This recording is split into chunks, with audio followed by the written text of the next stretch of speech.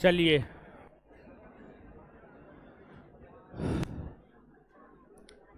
शांत हो जाइए आप लोग। ललन कुमार, कुंदन कुशवाहा, रवि कुमार, दिलकुश कुमार, कृति सिंह, सबको गुड इवनिंग।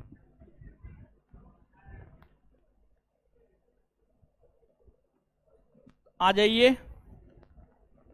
सबसे पहले पिछले क्लास में जो हम लोग पढ़े हुए थे, पिछले क्लास में पढ़े हुए चीजों का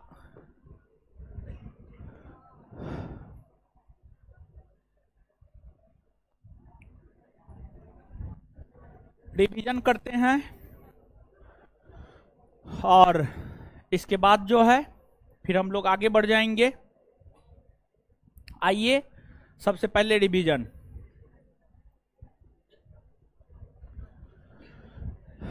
फटाफट जवाब देते जाइएगा। पश्चिमी घाट पर्वत श्रेणी के अंतर्गत आने वाले पर्वतों का उत्तर से दक्षिण में क्रम।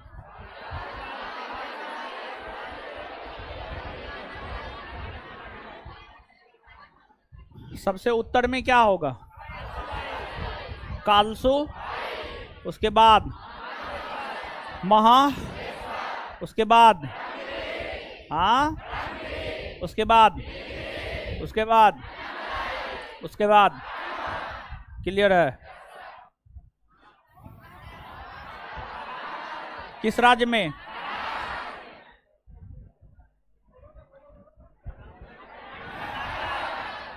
कर्नाटक ना, तमिलनाडु ना,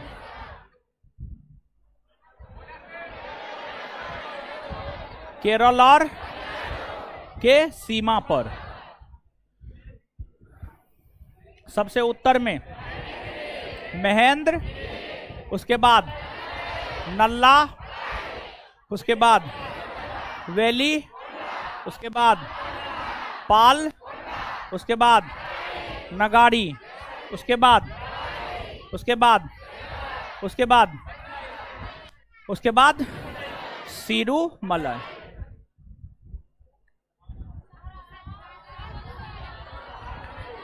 सतमाला, हरिश्चंद्र, अजंता, सह्याद्री,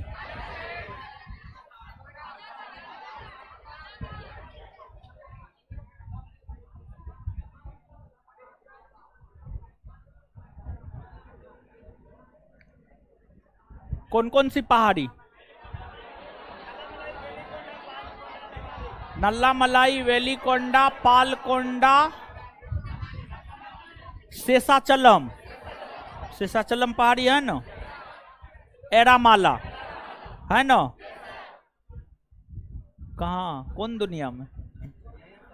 यहीं पे रहिए।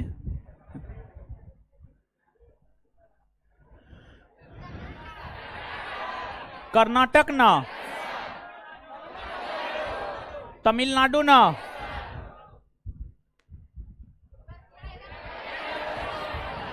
केरल और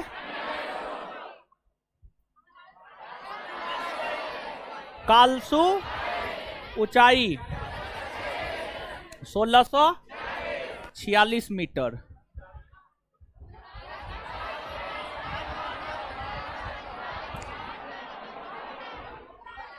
सबसे उत्तर में कच्छ की, उसके नीचे बड़दा, उसके नीचे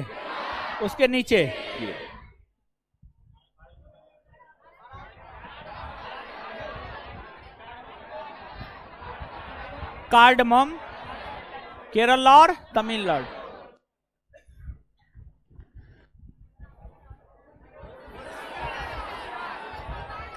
गुरु 1722। आबू पहाड़ी, आबू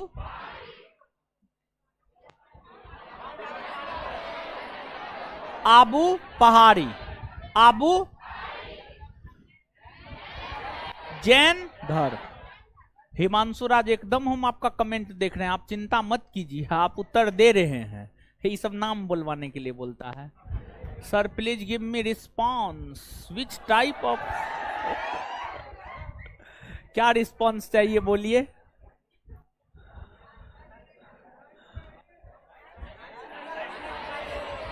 रायसीना,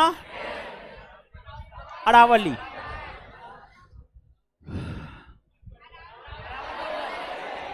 आए अरावली ना,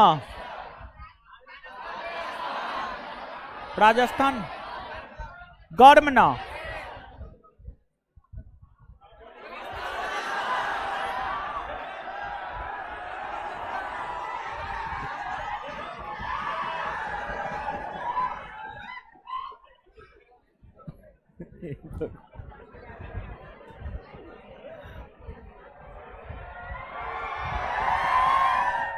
शांत रहिए।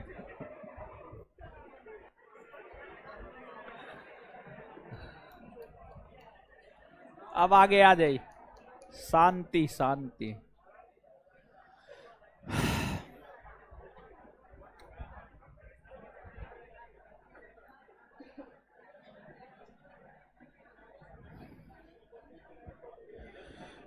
आ जाइए, देखते हैं।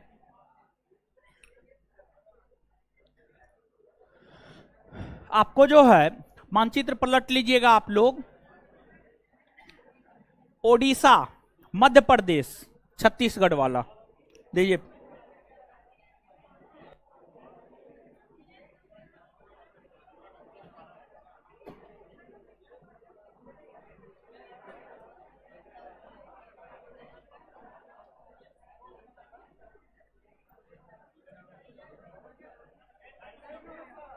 मध्य प्रदेश, छत्तीसगढ़ और ओडिशा।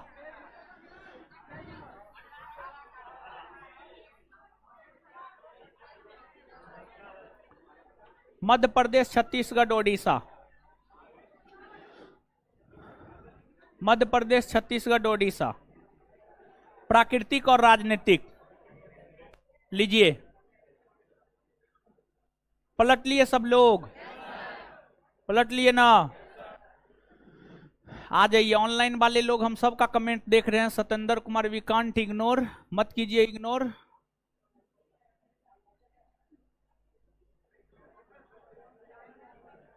आ जाइए, पढ़ते हैं, आप कमेंट हटा दीजिए।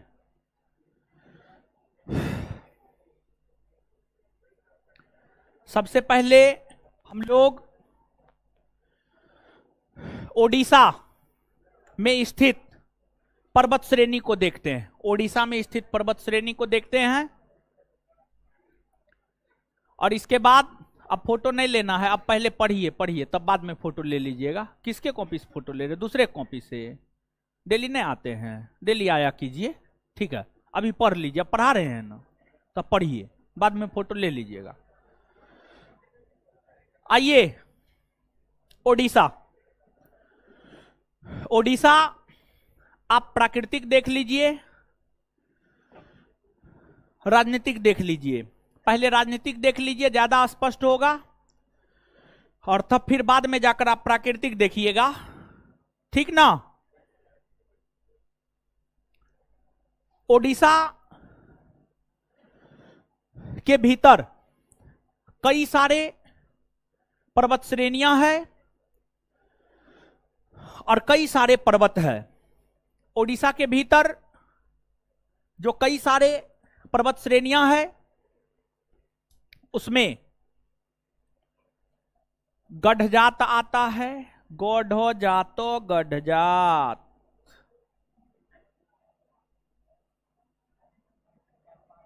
गढ़जात की पहाड़ी। फिर जब आप ओडिशा के पूर्वी भाग में आएंगे, इधर एक पहाड़ी मिलेगा, अस्सिया की पहाड़ी। कौन पहाड़ी? अस्सिया। अस्सिया की पहाड़ी। फिर उसके नीचे आएंगे, इस भाग में तो टिकरपारा की पहाड़ी मिलेगा। टिकरपारा, टिकरपारा। और जब आप उसके नीचे आएंगे तो आपको नयागढ़ पहाड़ी मिलेगा। कौन पहाड़ी मिलेगा? नयागढ़। नयागढ़।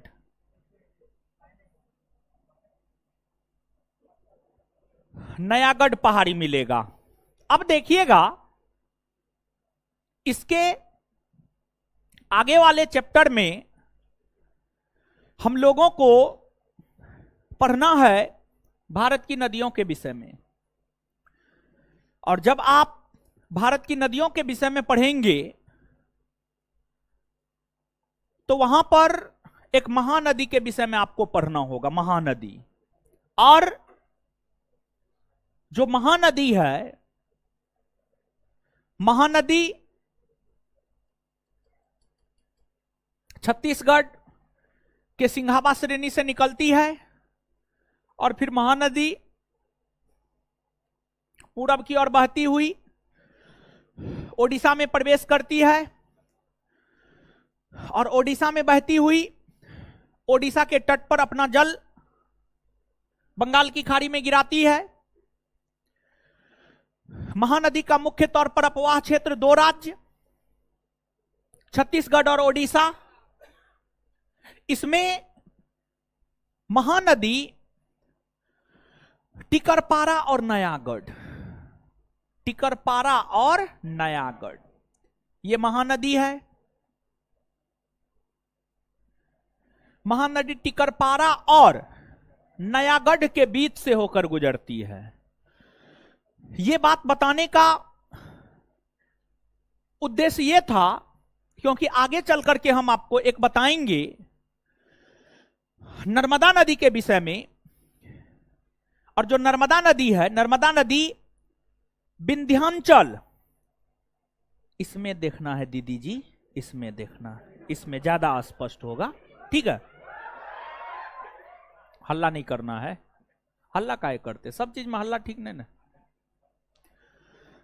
आप समझिएगा इस बात को।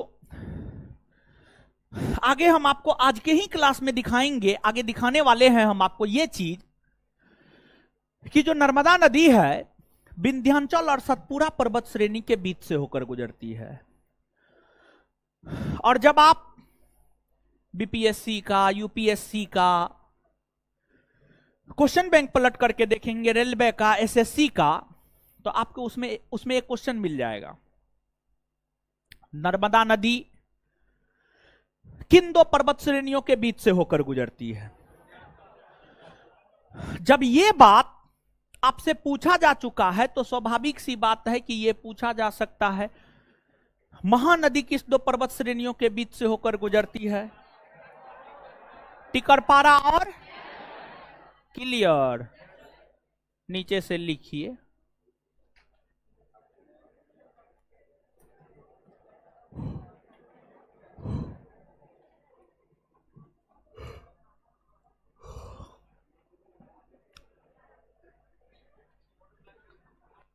लिखिएगा ओडिशा,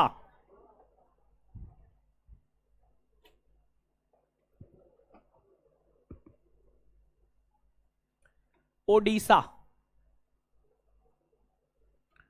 डैश देकर लिखिएगा।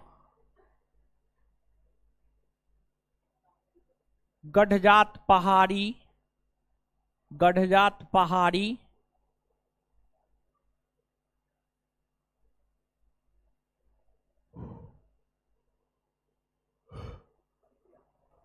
अस्सिया पहाड़ी,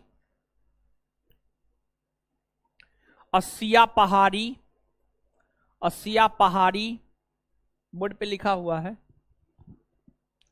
टिकरपारा पर्वत श्रेणी, टिकरपारा पर्वत श्रेणी,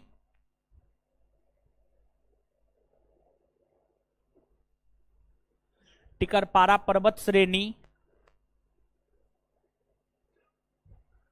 नयागढ़ पर्वत श्रेणी,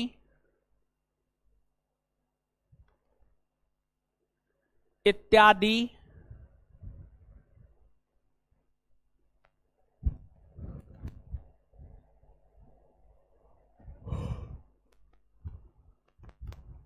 ओडिशा में स्थित है। एक बार दीजिए तो, किताब दीजिए ना। ओडिशा में स्थित है।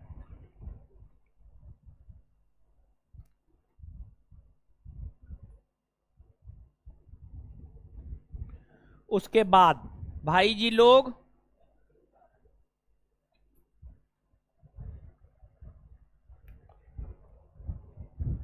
ओडिशा को और देखिए, आप थोड़ा सा और गौर फरमाइए ओडिशा पर। ठीक है, देखिए ओडिशा को। गढ़जात तो हम आपको दिखा दिए थे ना? नहीं दिखाए थे, दिखाए थे ना हो। गढ़जात के पूर्वी भाग में देखिए त्रिभुजाकार आकृति है। और त्रिभुजाकार आकृति मतलब क्या? पर्वत ना हो, पर्वत ना हो तो ये मेघसानी है हो ना? है मेघसानी। तो मेघसानी पर्वत ओडिशा में है, नहीं कह सकते हैं? कह सकते हैं ना हो। हाँ, उसको बोल्ड कर लिए। हाँ, अब आ जाइए, मेघसानी के नीचे आइए और पश्चिमी भाग में आइए। त्रिभुजाकार आकृति है, 1187 लिखा हुआ है, अब बीच में मल्यागिरी लिखा हुआ है। मतलब मल्यागिरी पर्वत ओडिशा में है, नहीं कह सकते? कह सकते हैं ना? आए बोलिए, हाँ ना? हाँ। अब नीचे आइए आप, नयागढ़। नयागढ़ के नीचे आइए, सिंहराजू है ना हो। इसको बोल्ड किए, कर लीजिए। और उसके नीचे आइए, महेंद्रगिरी है। महेंद्रगिरी से आप अवगत ना है ना हो। तो मतलब एक बात बताइए, आप ही सभी लोग कि इसके अलावे थोड़ा सा और देख लीजिए, एगो नीमगिरी छूट गया है। देखिए नीमगिरी नयागढ़ के पश्चिमी भाग में, ये नीमगिरी मिला? नहीं मिला, मिल गया ना हो। तो क्या हम ये बात सब सब सब लोग जो है इसको हाईलाइट किए, कर लिए ना? क्या एक लाइन में कह सकते हैं, मेघसानी, मल्यागिरी, सिंहराजू, महेंद्रगिरी, नीमगिरी ओडिशा में स्थित पर्वत है? याद रखिएगा ना, पक्का। उसी में लिखिए, उसी में जहां आप लिख रहे थे। और देखिए, जानते हैं, सुनिए, ऐसे तो ये जो 4 को हम बताए ना, इसी पे काम चल जाएगा। लेकिन रेलवे ग्रुप डी जो है ना, यहीं से उठा उठा करके पूछा, यही सब पूछा है, समझ गए? तो इसमें तो बहुत सारे लोग तो ग्रुप डी का भी परीक्षा देंगे। और ग्रुप डी को ग्रुप डी आप मत समझिए। ग्रुप डी में अगर आपका रिजल्ट हो गया ना, किसी भी परीक्षा में आपका रिजल्ट हो सकता है, ये सत्य बात है, समझे? तो उसी में लिखिए, मेघसानी, मेघसानी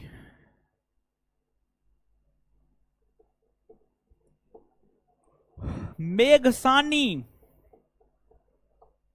मेघसानी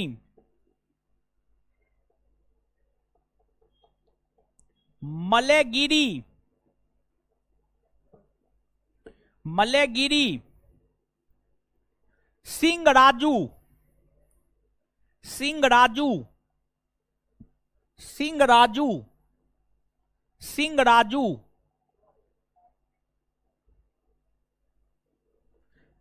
नीमगिरी, नीमगिरी, नीमगिरी और महेंद्रगिरी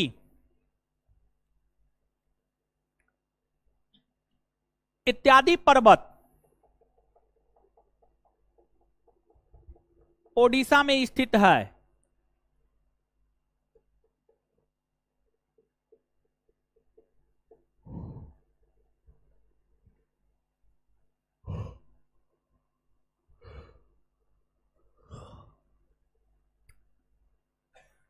अब उसके बाद नोट देकर के इस पॉइंट को लिखिएगा जो बता चुके हैं, नोट देकर के लिखिए, एनओटी नोट, नोट देकर लिखिए।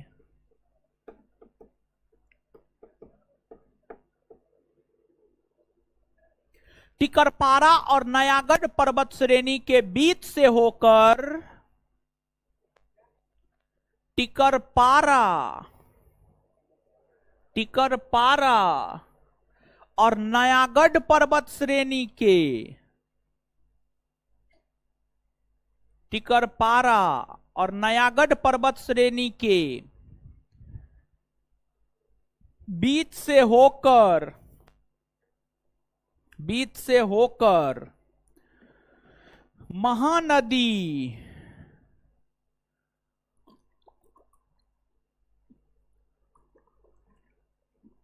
गुजरती है।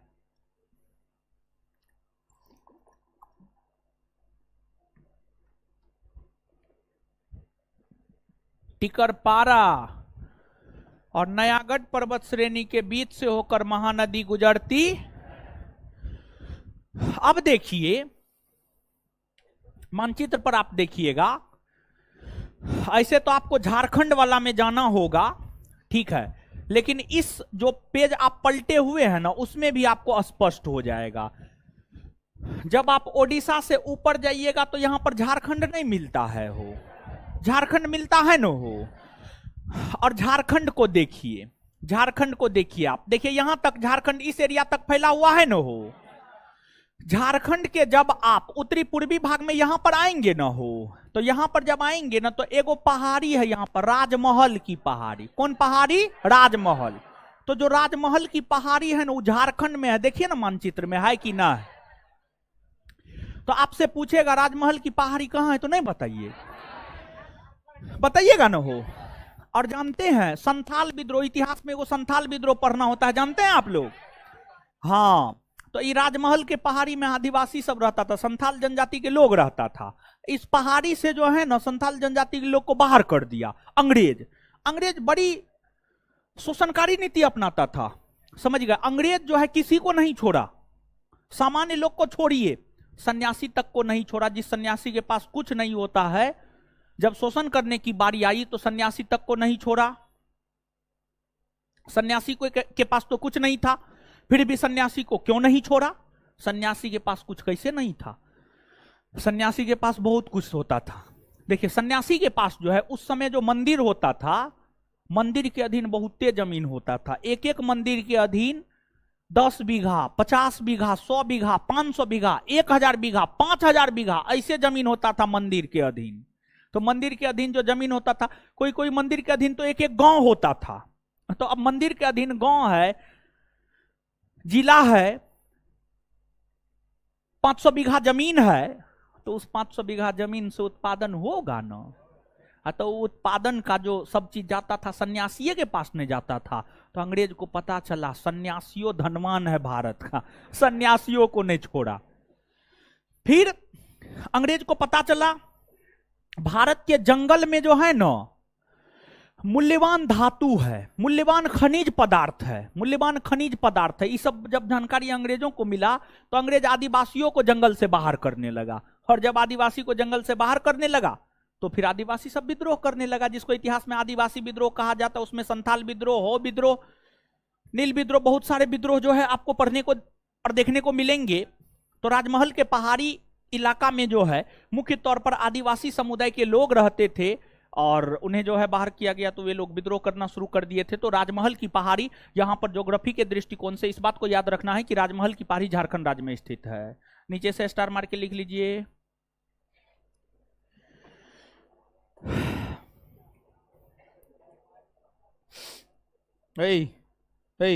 याद होता है? घर पे पढ़ते हैं क्या घंटा? सही सही, झूठ न, झूठ न, गिनते ना है, फिर भी आधा घंटा, 8 घंटा, बाबा भोले का कसम, सही में? अच्छा लिखिए, कल शिवरात्रि है ना, तो आप लोग कीजिएगा ना? हाँ कीजिएगा, नहीं कीजिएगा? अच्छा कर लीजिएगा। क्या? राजमहल की पहाड़ी, राजमहल की पहाड़ी लिखा दिए। राजमहल की पहाड़ी, राजमहल की पहाड़ी झारखंड राज्य में स्थित है।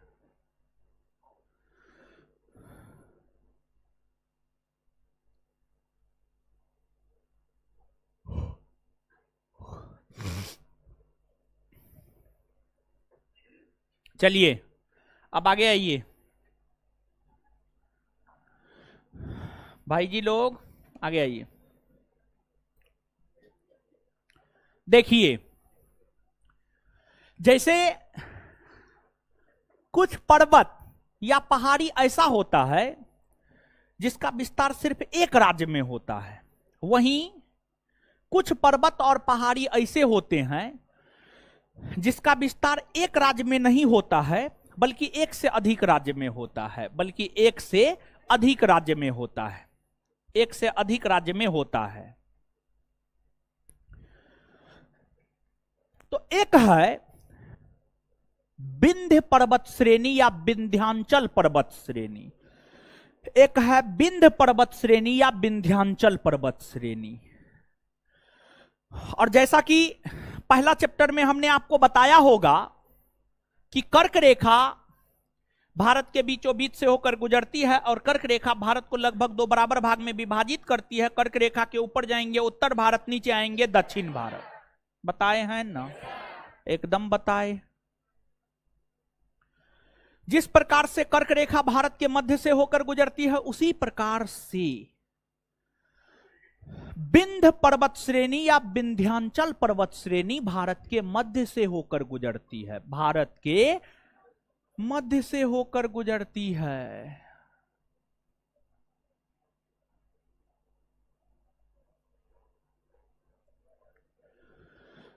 विंध्य पर्वत श्रेणी का विस्तार गुजरात, मध्य प्रदेश, उत्तर प्रदेश, छत्तीसगढ़, बिहार,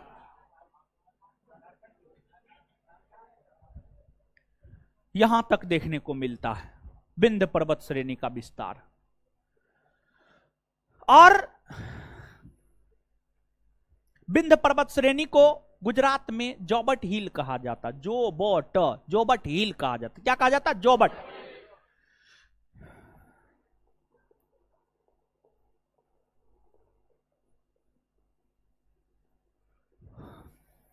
और बिहार में इसे केमुर हिल कहा जाता। केमुर, केमुर पहाड़ी का नाम सुने? बिहार में है नो? बिहार के दक्षिणी पश्चिमी भाग में है, दक्षिणी पश्चिमी भाग में है केमुर की पहाड़ी।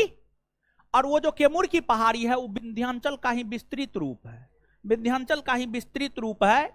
जैसे अरावली का विस्तृत रूप दिल्ली में स्थित रायसीना हिल्स ना है, वो कल समझाए थे ना, बताए थे ना, वैसे ही बिहार में स्थित जो केमुर हिल्स है वह जो है आपको विंध्यांचल पर्वत का ही विस्तृत रूप है।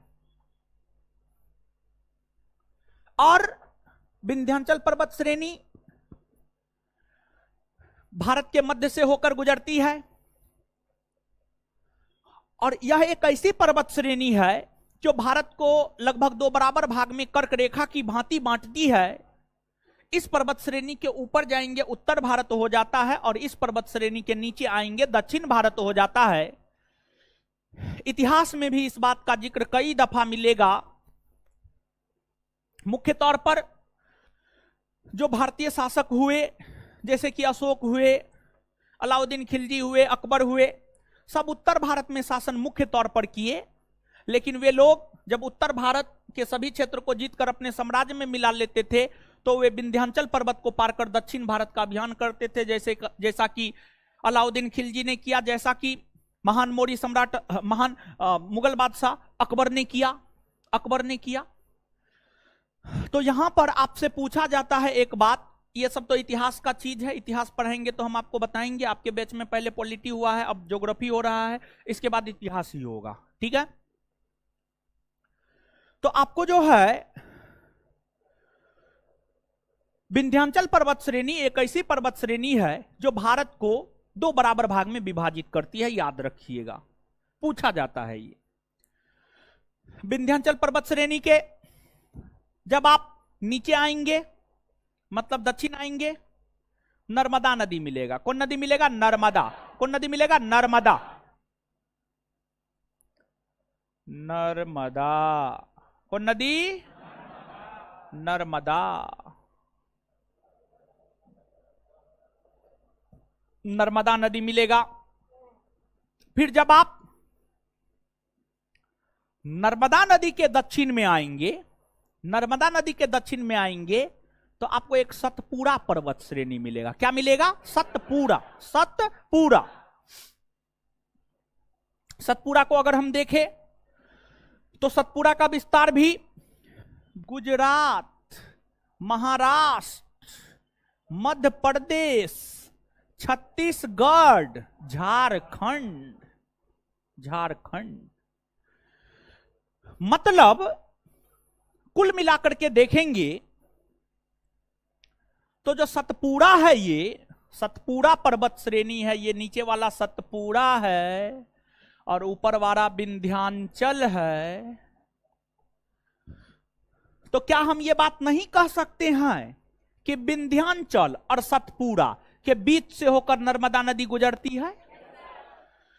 कह सकते हैं ना। एक बार आप अपने मानचित्र पर देखिए ना, जो पेज पलटे हुए थे उसी पेज में देखिए ना, थोड़ा सा नहीं नजर आ रहा है? लीजिए दिखाते हैं हम आप। है बकलोल भी यहां देखिए ना जी, देखिए नहीं ना, देखिए विंध्याचल है, सतपुड़ा है, बीच से होकर नहीं गुजरी है। हाँ दीजिए अब। मध्य प्रदेश, छत्तीसगढ़, ओडिशा प्राकृतिक पलटे मानचित्र। इसमें देखिए एकदम काफी बोल्ड अक्षर में लिखा हुआ है विंध्याचल पर्वत श्रेणी। विंध्याचल क्या लिखा हुआ है? विंध्याचल। और उसके नीचे देखिए सतपुड़ा लिखा हुआ है। सतपुड़ा लिखा हुआ है और विंध्याचल और सतपुड़ा के बीच से होकर देखिए एक नदी धारा गुजरती है, यही नर्मदा है। कौन है? नर्मदा। तो एकदम आपको नजर आ रहा है ना कि विंध्याचल और सतपुड़ा के बीच से नर्मदा नदी गुजरती है। हाँ या ना? हाँ ना? क्लियर? चलिए अब साथ ही साथ जो है एक चीज और देखिए। ऐसे तो ये मानचित्र थोड़ा सा गलत हो गया है। इस मानचित्र के अंतर्गत जब आप नीचे आएंगे तो नीचे से होकर एक और नदी गुजरती है जिसका नाम है ताप्ती। कौन नदी है? ताप्ती। कौन नदी है? ताप्ती। ताप्ती नदी। ताप्ती नदी। ताप्ती नदी। तो क्या ताप्ती, ताप्ती या तापी दोनों एक ही बात है, कोई दिक्कत नहीं है। तापी कहना है तापी कहिए, या ताप्ती कहना है ताप्ती कहिए, जो कहना है आप कहिए, इसमें कंफ्यूजन में नहीं जाना है। तो आप देखिए कि जो सतपुड़ा है, सतपुड़ा के दक्षिणी भाग से होकर ताप्ती नदी गुजरती है। ठीक है, मतलब क्या हम यहां पर यह बात कह सकते हैं कि नर्मदा नदी और ताप्ती नदी के बीच में सतपुड़ा पर्वत श्रेणी है? देखिए ना मानचित्र में, देखिए नजर आएगा, नहीं कह सकते हैं। तो यहां पर दूगो सबसे महत्वपूर्ण फैक्ट, और दूगो जो सबसे महत्वपूर्ण फैक्ट है वह यह है कि विंध्याचल और सतपुड़ा के बीच से नर्मदा नदी गुजरती, और दूसरा नर्मदा और ताप्ती के बीच सतपुड़ा पर्वत श्रेणी है। सब चीज स्पष्ट हो रहा है आईना की तरह। जैसे आईना कभी झूठ बोलता है? नहीं बोलता है। आईना के सामने अपने आप से बात करते हैं? नहीं करते हैं तो कीजिए। इंसान को अपने आप से बात करना चाहिए, समझिए, निश्चित तौर पे करना चाहिए। अगर जीवन में आप सफल होना चाहते हैं, अपने आप से एक दिन में कम से कम 5 मिनट बात जरूर कीजिए। अब कहिएगा 5 मिनट में अपने आप से बात क्या करेंगे? तो फुड़ा देते हैं हम, तरीका बता देते हैं। खड़ा हो जाइए आईना के सामने, और कहिए हम क्या हैं? अपने आप से उत्तर दीजिए। हम छात्र हैं। छात्र का क्या काम है? पढ़ना। फिर अगला प्रश्न कीजिए, पढ़ना। क्या हम पढ़ते हैं? उत्तर आएगा पढ़ते हैं तो हां, नहीं तो नहीं। उत्तर अगर हां आया तो ठीक है, नहीं आया, कोई इंसान स्वयं से झूठ नहीं बोल सकता है। दुनिया से वो झूठ बोल सकता है, स्वयं से झूठ नहीं बोल सकता है। तो अगर उत्तर नहीं आया तो डिसाइड कीजिए, पढ़ना है हमको। क्या करना है? पढ़ना है। और फिर पढ़ करके ही, मेहनत करके ही आप सफल हो सकते हैं। अब मान लिया जाए आईना में बात करके आप पढ़ना शुरू कर दिए, पढ़ना शुरू कर दिए, या आईना में बात करने के बावजूद भी आपको पढ़ने में मन नहीं लगने लगा, तो अपने आप से फिर अगला सवाल कीजिए, अगर नहीं पढ़ेंगे, सफल नहीं होंगे, तो फ्यूचर ब्राइट या डार्क? डार्क। फ्यूचर क्या होगा? डार्क, अंधकार में होगा। दाने दाने के लिए आप तरसेंगे। 5 रुपया कोई नहीं देगा, कोई साथ नहीं देगा। हमेशा ध्यान में रखिए कि सफल लोगों के पीछे हर कोई खड़ा होता है। जिसके पास पैसा है उसको हर कोई पैसा देने के लिए तैयार है, और जिसके पास पैसा नहीं है उसको कोई पैसा देने के लिए तैयार नहीं है। सफल होंगे, हर कोई आपकी बात सुनेगा, हर कोई आपकी बात मानेगा, हर कोई आपके पीछे रहेगा। लेकिन अगर असफल हो गए, कुछ भी नहीं, कुत्ता भी आपको नहीं पूछेगा। रोने के लिए जो है ना, मजदूर तक आपको नहीं मिलेगा। रोने के लिए मजदूर तक नहीं मिलेगा। और आपकी ऐसी स्थिति हो जाएगी कि आप चाहिएगा इससे बढ़िया मरना बेहतर है, आत्महत्या करना बेहतर है। लेकिन आत्महत्या कायर लोग करते हैं, कायर। आप मानव हैं। जब आप बहुत अच्छा कर्म किए होंगे तब आप मानव योनि में पैदा हुए हैं। इसको व्यर्थ मत जाने दीजिए। इस संसार की सबसे बड़ी पूंजी मानव पूंजी है। आपसे बढ़कर कुछ नहीं है, आपसे बढ़कर कुछ नहीं है। आपका रहना यहां पे जरूरी है। और आप ध्यान में रखें, इस संसार में जितने भी मानव है, हर किसी का अपना कुछ ना कुछ लक्ष्य है। लोग अपने ताकत को नहीं पहचान पाता है। आप अपनी ताकत को पहचानिए और आप मेहनत कीजिए। मेहनत के बल पर आप निश्चित तौर पर सफल हो सकते हैं। मतलब ये तरीका अपना करके अगर नहीं पढ़ते हैं तो पढ़ना शुरू कर देंगे और आप सफल हो जाएंगे। ठीक है। तो अब जो है सब बात तो बता दी। अब देखिएगा, अब यहां पर सतपुड़ा पर्वत श्रेणी में देखिएगा। सतपुड़ा पर्वत श्रेणी देखिए, जो सतपुड़ा पर्वत श्रेणी है, सतपुड़ा पर्वत श्रेणी के अंतर्गत मानचित्र में देखिएगा, सतपुड़ा पर्वत श्रेणी के अंतर्गत जो है आपको महादेव पर्वत श्रेणी आता है। कौन आता है? महादेव। और फिर मैकाल पर्वत श्रेणी आता है। महादेव आता है और फिर मैकाल आता है। महादेव पर्वत श्रेणी की सबसे ऊंची चोटी धूपगढ़, जिसकी ऊंचाई 1350 मीटर। और जो धूपगढ़ है यह पूरे मध्य प्रदेश की सबसे ऊंची पर्वत चोटी है। जो धूपगढ़ है जिसकी ऊंचाई 1350 मीटर है, यह पूरे मध्य प्रदेश की सबसे ऊंची पर्वत चोटी है। और फिर मैकाल है, मैकाल की सबसे ऊंची चोटी अमरकंटक, अमरकंटक की पहाड़ी। और जो अमरकंटक की पहाड़ी है, इस अमरकंटक की पहाड़ी से ही नर्मदा नदी निकलती है, सोन नदी निकलती है। नर्मदा नदी पश्चिम की ओर बहती है और सोन नदी उत्तर पूरब की ओर बहती है, उत्तर पूरब की ओर बहती है। बात समझ में आया? अब नीचे से लिखना प्रारंभ करें आप। सब चीज नजर आया? नहीं बकलोल भी आया नजर सब चीज? हाँ, लिखिए लिखिए। विंध्याचल पर्वत श्रेणी हाँ जी, हेडिंग मारिए, विंध्याचल पर्वत श्रेणी, विंध्याचल पर्वत श्रेणी, विंध्याचल पर्वत श्रेणी।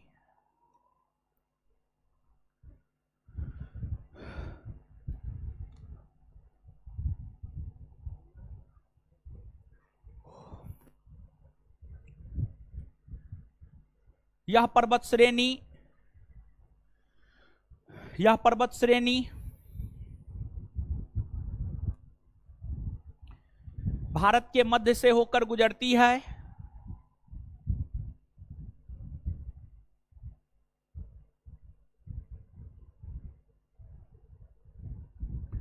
भारत के मध्य से होकर गुजरती है। यह भारत को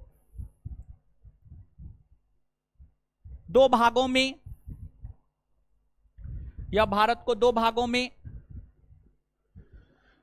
उत्तरी भारत और दक्षिणी भारत में, यह भारत को दो भागों में, उत्तरी भारत और दक्षिणी भारत में, यह भारत को दो भागों में, उत्तरी भारत और दक्षिणी भारत में विभाजित करती है। उत्तरी भारत और दक्षिणी भारत में विभाजित करती है।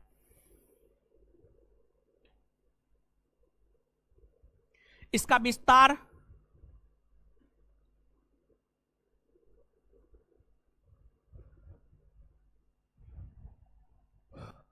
गुजरात से लेकर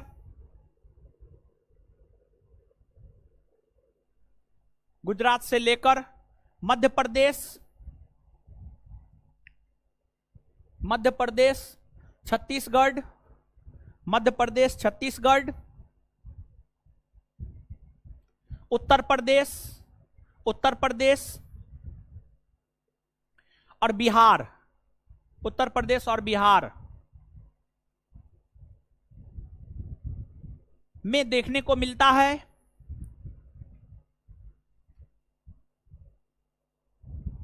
इसे गुजरात में जॉबर्ट हिल कहा जाता है, में देखने को मिलता है, में देखने को मिलता है। इसे गुजरात में जॉबर्ट हिल कहा जाता है, इसे गुजरात में जॉबर्ट हिल कहा जाता है, इसे गुजरात में जॉबर्ट हिल कहा जाता है, इसे गुजरात में जॉबर्ट हिल कहा जाता है, तथा बिहार में कैमूर हिल कहा जाता है, तथा बिहार में कैमूर हिल कहा जाता है।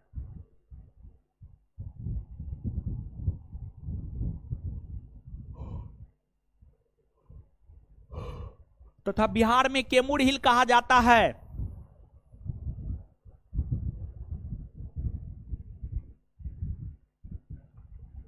अब नीचे से सतपुड़ा पर्वत श्रेणी,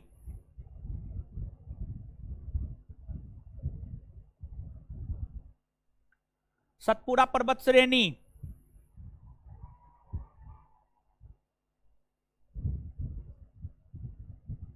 डैश देकर लिखिए।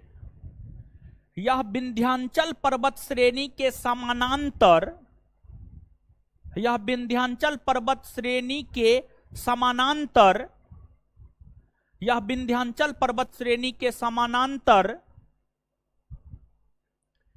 यह विंध्याचल पर्वत श्रेणी के समानांतर उसके दक्षिणी भाग में,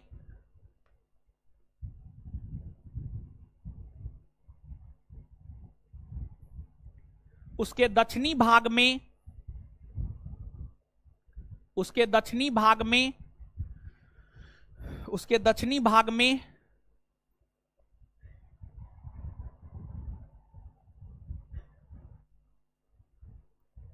उसके दक्षिणी भाग में गुजरात से लेकर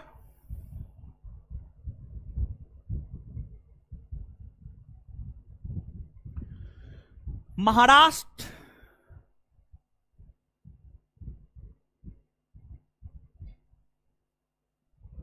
मध्य प्रदेश, गुजरात से लेकर महाराष्ट्र, मध्य प्रदेश, छत्तीसगढ़ होते हुए, छत्तीसगढ़ होते हुए, छत्तीसगढ़ होते हुए झारखंड तक,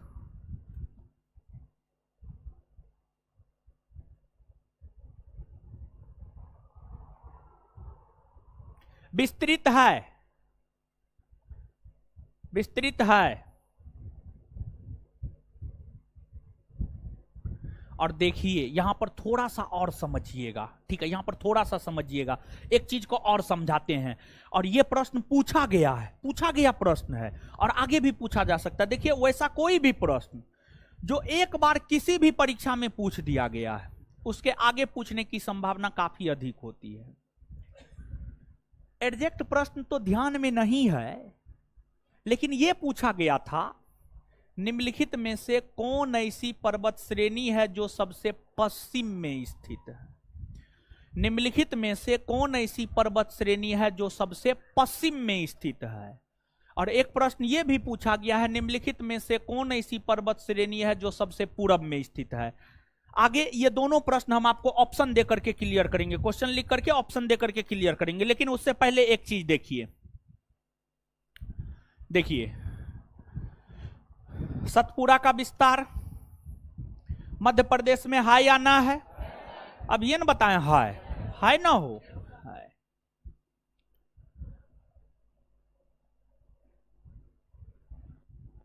सतपुड़ा का विस्तार जो मध्य प्रदेश में है, मध्य प्रदेश में जो सतपुड़ा है उसको राजपीपला की पहाड़ी कहा जाता है। राजपीपला क्या कहा जाता है? राजपीपला, राजपीपला। मध्य में आइएगा तो इसको महादेव कहा जाता है, और पूर्वी भाग में आइएगा तो इसको मैकाल कहा जाता है। क्या कहा जाता है? मैकाल। मतलब सतपुड़ा पर्वत श्रेणी का उसमें नहीं होगा, ठीक है, राजपीपला नहीं होगा, महादेव और मैकाल होगा, राजपीपला नहीं होगा। राजपीपला नहीं होगा तो खैर चिंता नहीं करना है। तो जो सतपुड़ा पर्वत श्रेणी है वह पश्चिम में राजपीपला, महादेव और मैकाल, राजपीपला, महादेव और मैकाल। यानी अगर आपको इसमें पूछा जाए निम्नलिखित में से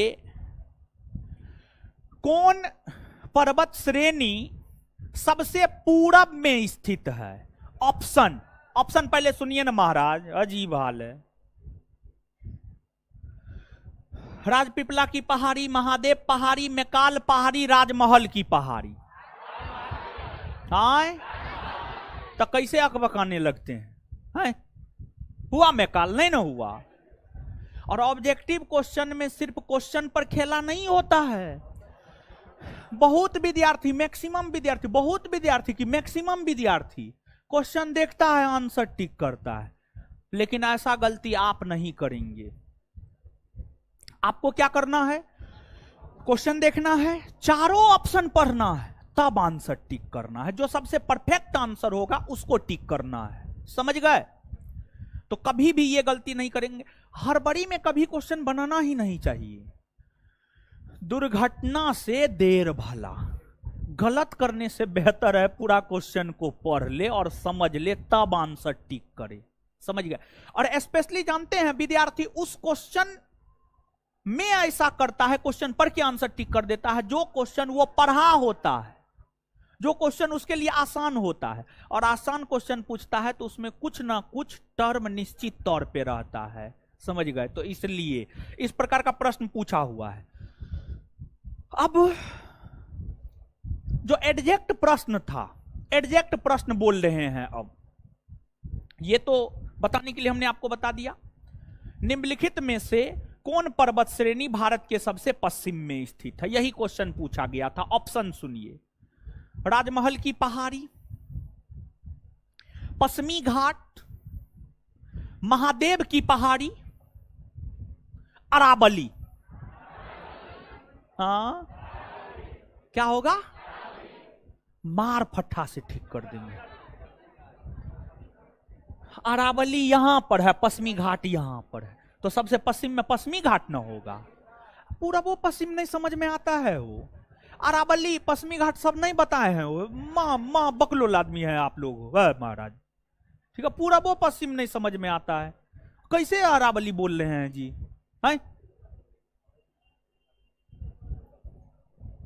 चलिए, तो ये सब देख करके कुछ समझ में आ रहा है। मतलब ये भी पूछा जा सकता है कि कौन पूरब में है कौन पश्चिम में है। जैसे उत्तर दक्षिण में पूछा है। क्या हुआ है? क्या हुआ?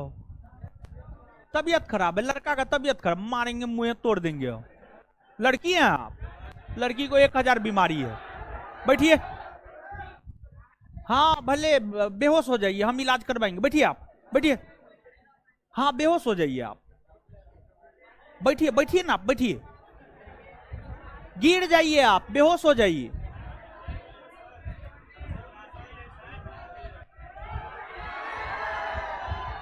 जाइए, पानी उसको दीजिए तो, पानी दीजिए उसको, पानी दीजिए, लीजिए पानी बढ़ाइए।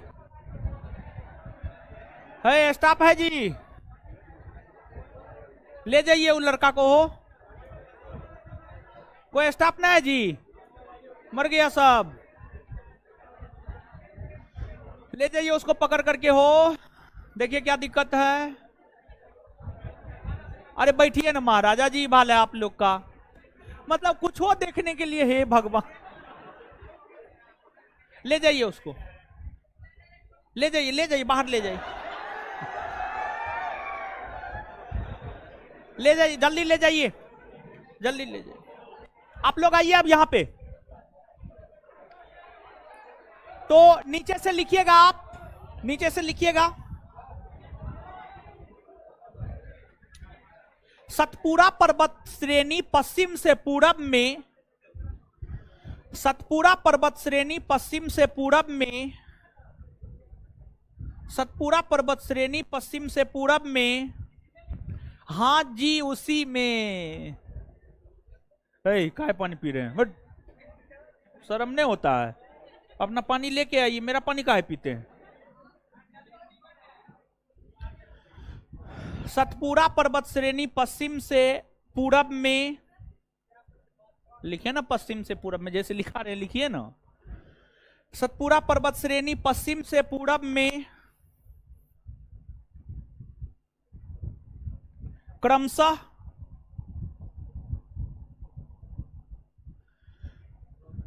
फैला हुआ है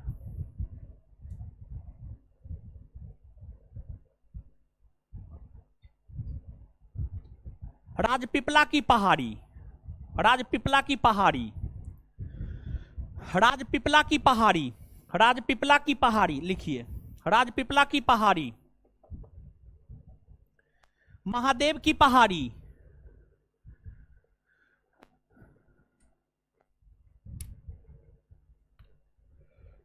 मैकाल पर्वत श्रेणी,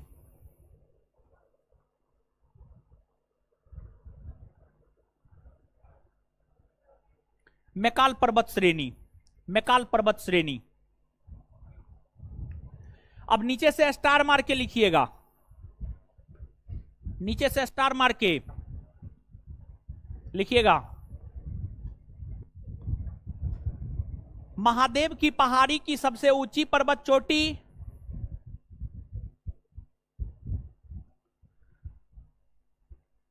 और धूपगढ़ सब जो है वो अथी कर बोल्ड कर लिए थे ना। हाँ, महादेव की पहाड़ी की सबसे ऊंची पर्वत चोटी,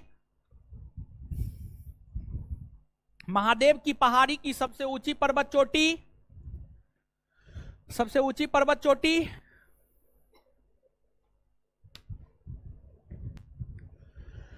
धूपगढ़ी है। धूपगढ़ भी लिखा होगा, कोई दिक्कत नहीं है। धूपगढ़ी है जिसकी ऊंचाई 1350 मीटर है, जिसकी ऊंचाई 1350 मीटर है, जिसकी ऊंचाई 1350 मीटर है। यह मध्य प्रदेश की, सॉरी, यह मध्य प्रदेश की, यह मध्य प्रदेश की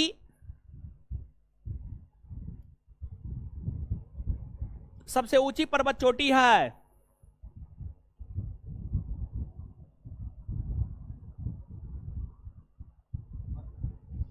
यह मध्य प्रदेश की सबसे ऊंची पर्वत चोटी है। अब नीचे से लिखिएगा, मैकाल पर्वत श्रेणी के अंतर्गत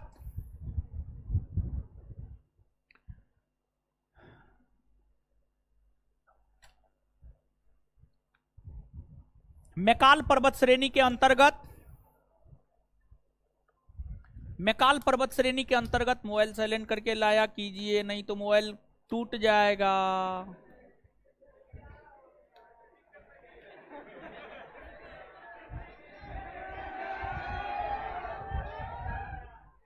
मैकाल पर्वत श्रेणी के अंतर्गत अमरकंटक की पहाड़ी, मैकाल पर्वत श्रेणी के अंतर्गत अमरकंटक की पहाड़ी, अमरकंटक की पहाड़ी आती है।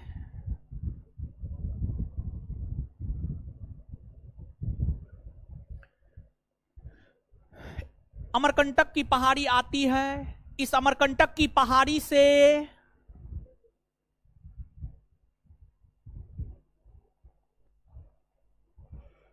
इस अमरकंटक की पहाड़ी से नर्मदा और सोन नदी निकलती है। इस अमरकंटक की पहाड़ी से नर्मदा और सोन नदी निकलती है।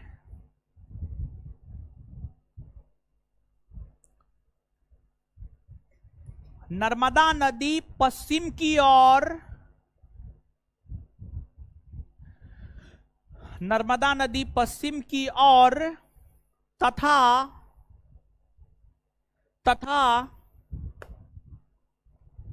सोन नदी उत्तर पूरब की ओर,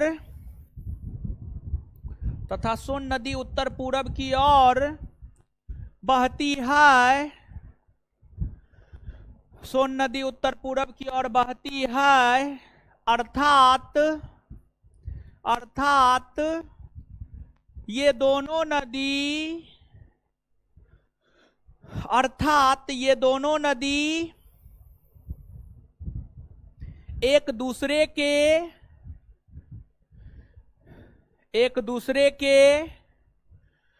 विपरीत दिशा में, एक दूसरे के विपरीत दिशा में बहती है, एक दूसरे के विपरीत दिशा में बहती है।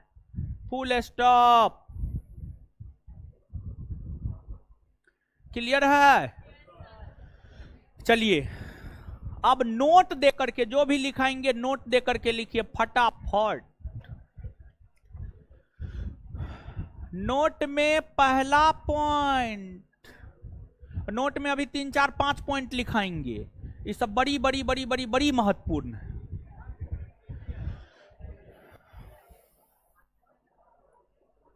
लिखिए। हमको तो बड़ी बजका खाने का मन कर गया। चलिए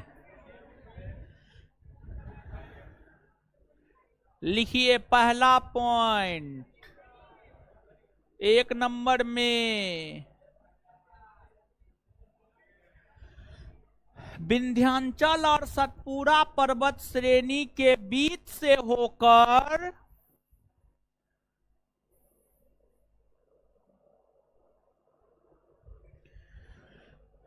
विंध्याचल और सतपुड़ा पर्वत श्रेणी के बीच से होकर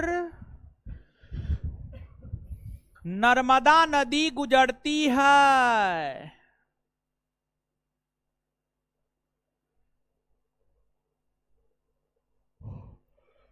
विंध्याचल और सतपुड़ा पर्वत श्रेणी के बीच से होकर नर्मदा नदी गुजरती है। 1 मिनट किताब दीजिए तो, हीरो किताब दीजिए। एक अरे वो वाला दीजिए ना, मानचित्र दीजिए ना, दीजिए दीजिए दीजिए। एगो चीज देखना था।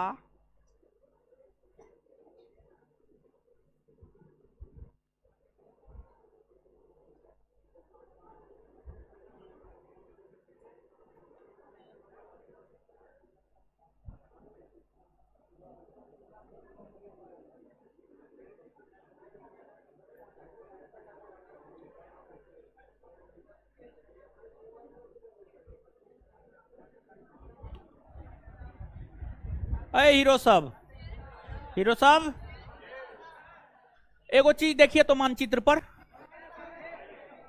देखिए, दिखाते हैं। देखिए सतपुड़ा देखे भाई जी लोग, और सतपुड़ा के नीचे में देखिए गाबिलगढ़ पहाड़ी है हो, देखिए ना हो, गाबिलगढ़ पहाड़ी है, गाबिलगढ़ पहाड़ी है।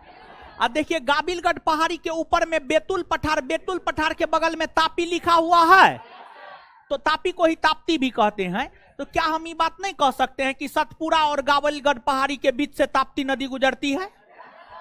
कह सकते हैं कि नहीं कह सकते? मतलब नर्मदा वाला तो पूछ दिया है कौन के बीच से होकर गुजरती है, ताप्ती नहीं पूछ सकता है हो, पूछ सकता है ना हो, तो याद रखिएगा ना है, हाँ ना। तो उसी में देख लिए ना।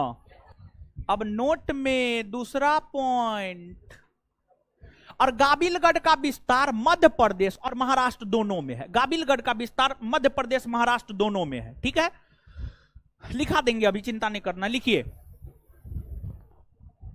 नोट में दूसरा पॉइंट।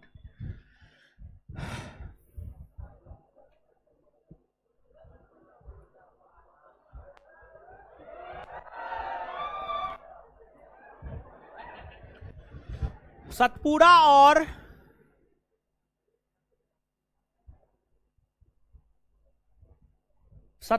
और गाबिलगढ़ पहाड़ी के बीच से होकर, हे भगवान,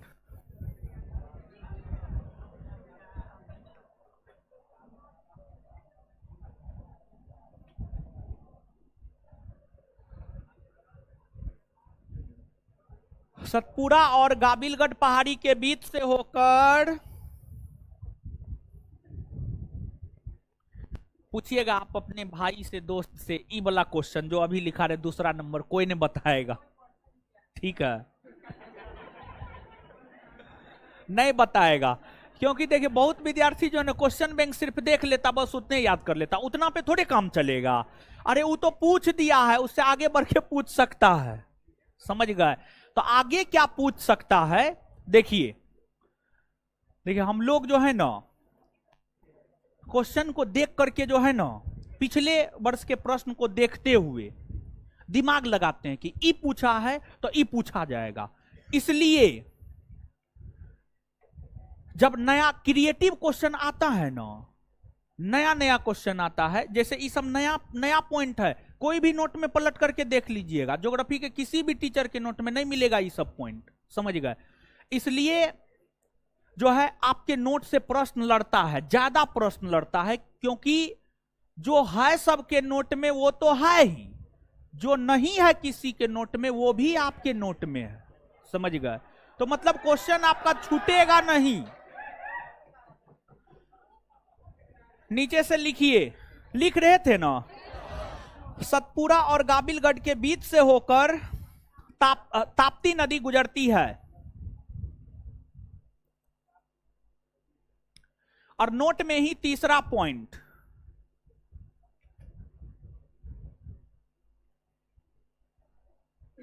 नोट में ही तीसरा पॉइंट,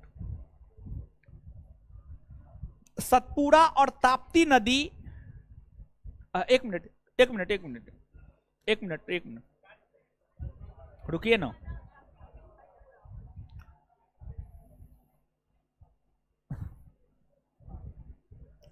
ये बात तो लिखा दिए हैं ना कि विंध्याचल और सतपुड़ा के बीच से होकर नर्मदा गुजरती है, लिखा दिए हैं ना।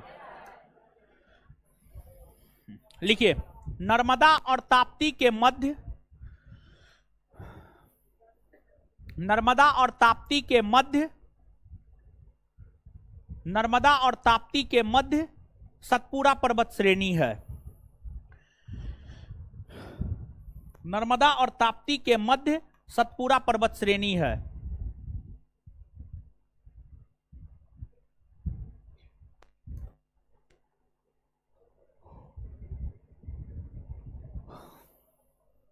ये सब बात समझ में आ रहा है ना? वो अब एगो बात देखिएगा, वहां पर ये बात नहीं बताएंगे अगला चैप्टर में, लेकिन यहां पर एक चीज नदी से रिलेटेड है, कुछ विंध्याचल से संबंधित है।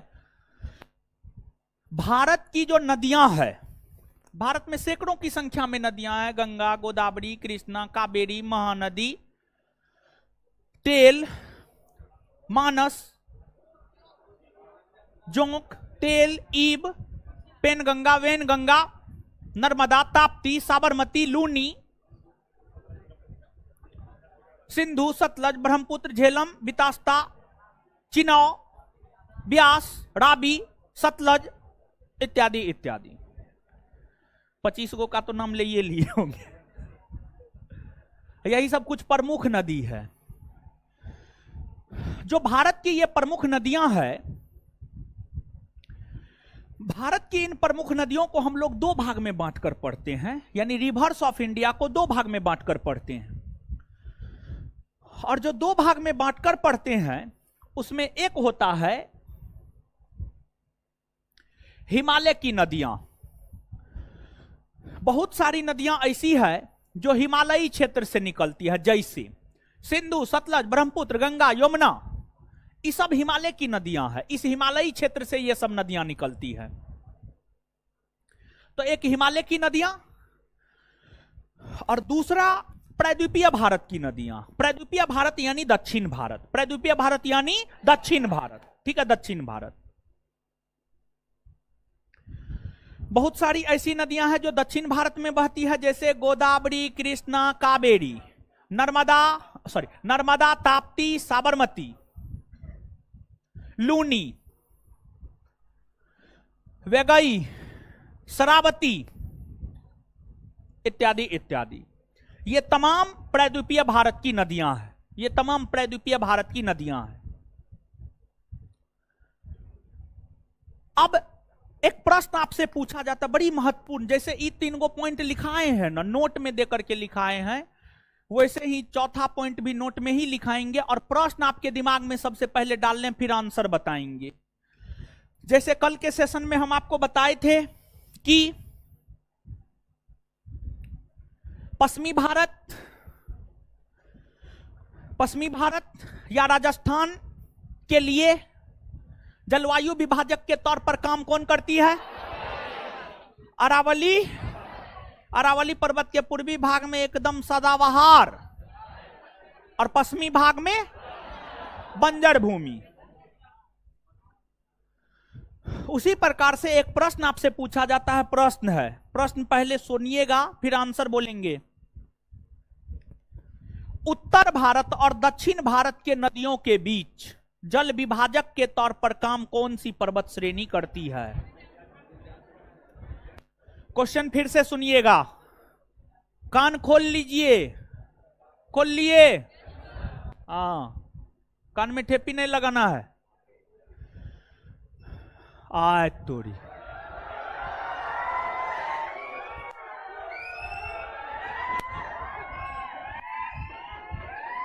शांति शांति शांति,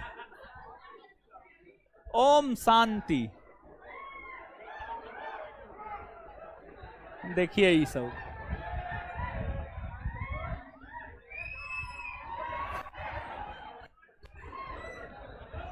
मार खा लीजिएगा। सुनिए, समझना है, क्वेश्चन है। देखिए, उत्तरी भारत की नदियां और दक्षिणी भारत की नदियों के बीच जल विभाजक के तौर पर काम कौन करती है? तो उत्तरी भारत की नदियां और दक्षिणी भारत की नदियों के बीच जल विभाजक के तौर पर काम करती है विंध्याचल पर्वत श्रेणी। विंध्याचल पर्वत, याद रखिएगा, आज तक पूछा नहीं गया है, पूछा जाएगा। अगला पॉइंट,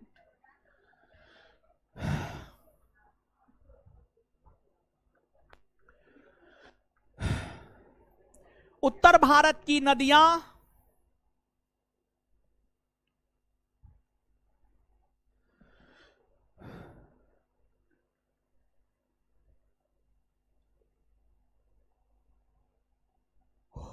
उत्तर भारत की नदियां और दक्षिण भारत की नदियों के बीच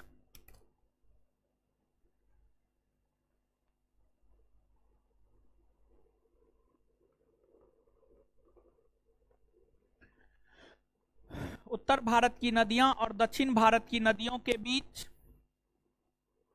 जलवायु विभाजक के तौर पर काम, सॉरी जल विभाजक, सॉरी सॉरी सॉरी जल विभाजक, सॉरी सॉरी सॉरी सॉरी जल विभाजक के तौर पर काम, सॉरी जल विभाजक के तौर पर काम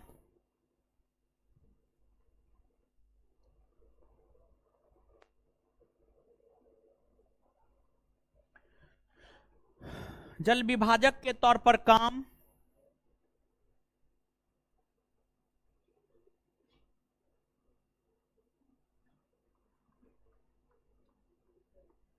जल विभाजक के तौर पर काम विंध्याचल पर्वत श्रेणी करती है।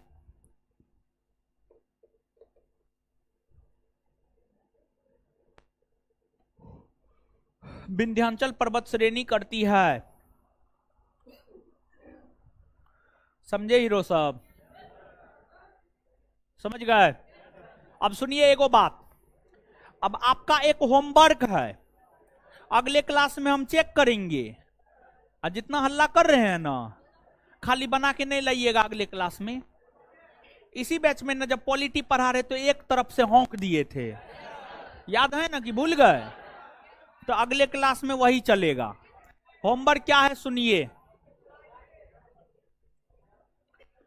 जितना भी पर्वत बताए हैं लगभग देखिए, आप गौर कीजिएगा, हिमालय पर्वत से लेकर पश्चिमी घाट से लेकर पूर्वी घाट से लेकर अरावली से लेकर विंध्याचल से लेकर सतपुरा से लेकर गडजात से लेकर कालसुबाई से लेकर ब्रह्मगिरी तक बताए हैं ना, और सब अलग अलग राज्य में है ना हो।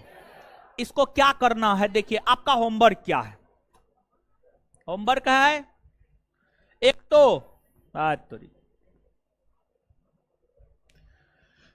मानचित्र ले लेना है भारत का, ऐसा वाला ब्लैंक, ठीक है? जैसे ओडिशा राज्य है, डिनोट करना है ओडिशा राज्य ऐसे, एक नंबर में गढ़जात, 2 नंबर में अस्सिया, 3 नंबर में मलयगिरी, 4 नंबर में सिंगराजू, टिकरपारा, ऐसे डिनोट कर देना है। जैगो मानचित्र में बनाना होगा, बनाना है 5 गो लगेगा, 5 गो में बनाना। मान लिया जाए कि एक मानचित्र में 5 राज्य का आ पाया, तो छठा से लेकर 10वां राज्य तक दूसरे मानचित्र में, एक मानचित्र में पूरा नहीं बना करके लाना है। जैसे आप यहां पर देखते हैं ना कि जैसे मान लिया जाए कि ई भर गया तो अगला पर हम चले गए ना, फिर वो भी भर गया तो अगला पर हम चले गए ना। पूरे ब्लैंक मानचित्र पर स्केच करके लाना है कौन पहाड़ी कौन राज्य में है, साथ ही साथ याद भी करके आना है। अगले क्लास में जब हम आएंगे ना, सबसे पहले पूछेंगे और नानी याद दिलाएंगे और तब पढ़ाना शुरू करेंगे। अगर होमवर्क करके नहीं आए, एक भी बच्चा अगर होमवर्क करके नहीं आया, एक भी बच्चा अगर नहीं सुनाया, पूरे 1 सप्ताह के लिए क्लास सस्पेंड, पूरे 1 सप्ताह के लिए क्लास बंद आपका। इसलिए हर किसी की जिम्मेदारी है, पढ़ के आना है, याद करके आना। कुछ समझ में आया? अरे बैठे रहिए महाराज, याद करवाए। देखिए देखिए देखिए, वो निर्लज पतित को, एकदम निकम्मा, बेहया, निर्लज पतित, क्या कह लीजिए उसको, जो कहना है कह लीजिए। बताइए, उठ करके फोन रिसीव करके बात कर रहा है, पढ़ने वाला लक्षण है उसका। उसको लगता है कि नौकरी हो जाएगा। नौकरी दाल भात चोखा है जी, है?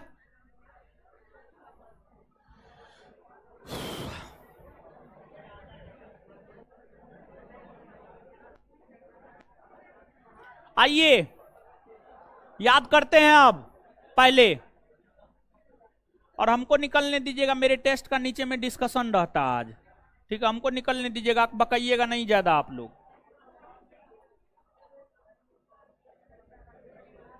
गढ़जात, अस्सिया, टिकरपारा, नयागढ़ कहां है?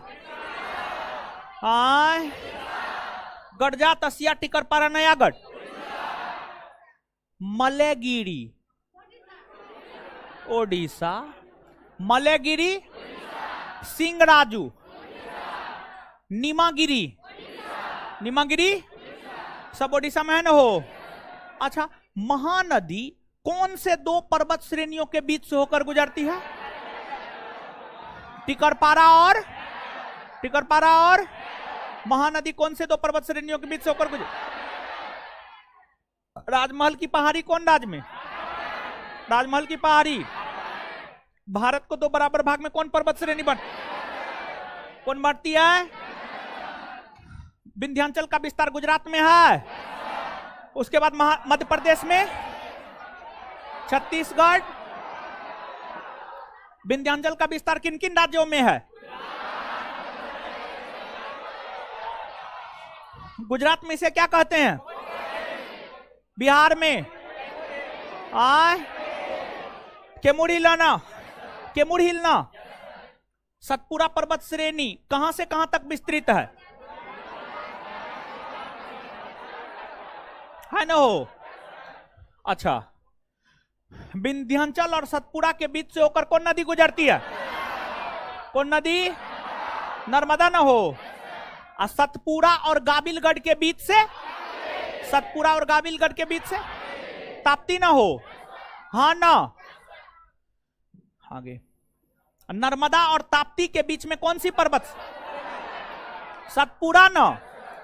अच्छा, जो राजपीपला की पहाड़ी है, मैकाल की पहाड़ी है, महादेव की पहाड़ी है, क्या ये सतपुड़ा के अंग हाँ या नहीं?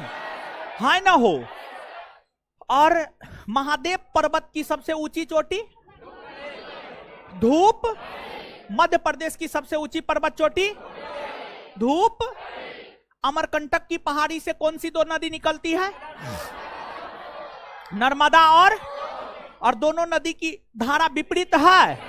दोनों नदी की धारा विपरीत है। एक पश्चिम में ना हो, एक पूरब में ना। नर्मदा किधर? पश्चिम।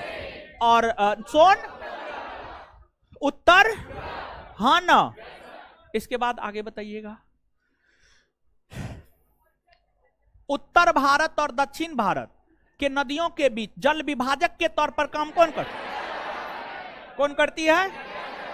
विंध्याचल ना हो। याद हुआ ना? होमवर्क क्या दिए समझ में आया?